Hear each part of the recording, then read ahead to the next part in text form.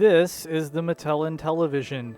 Note the faux wood grain aesthetic there to the front. A lot of consoles, electronics had that in the late 1970s, early 1980s. The Mattel Intellivision was released in 1979.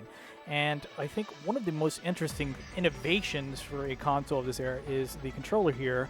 As you can see, it has a rotating 360-degree disc, which you can press down, and you can rotate the disc as you're moving, which is a pretty novel idea for control at the time. Keep in mind we were still using joysticks and one button. As you can see, there's a number pad here on the actual controller. I was holding it upside down. And you can use that to use even more functions in the game. Most of the games came with overlays. I'll go over those in a minute. There are also two sets of buttons, one on the left side and one on the right side.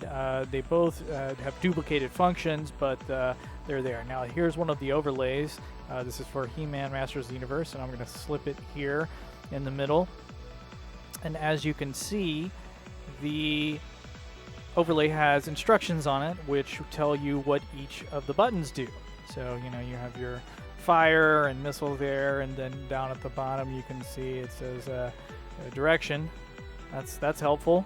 So overlays, that was a big thing that was included in a lot of consoles back there, and then continued all the way up until the Atari Jaguar, really. 125 games were released for this thing, and this is one of my favorites here, Burger Time.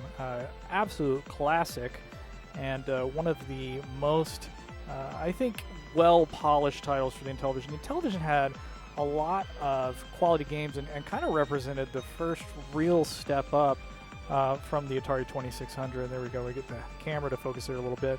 So you can see that Data East logo.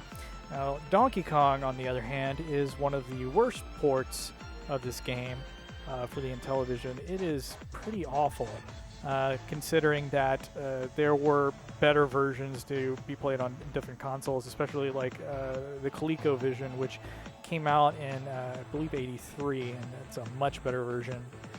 Anyways, let's take a break so we can check out some of the games for the Intellivision and see the huge variety of software that was available for this highly, highly underrated console.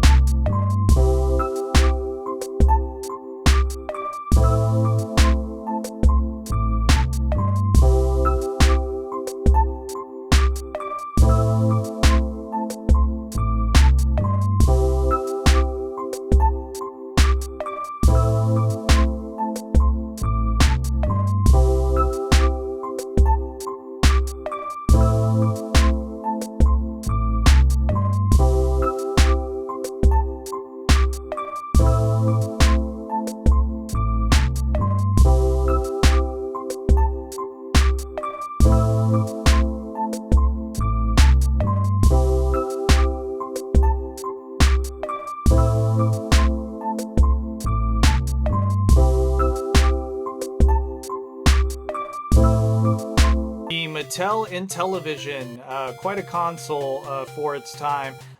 Definitely has some better looking graphics than the Atari 2600 and a pretty robust library of games, including quite a few good sports titles. I didn't show you a whole lot of those, but there are a lot of really decent sports games, as well as just a good variety of games on the console. I am particular to Burger Time and Bump and Jump. Those two are my favorites. Anyways, thanks for watching episode 13, and as always, I look forward to seeing you in the next video, but until then, happy collecting.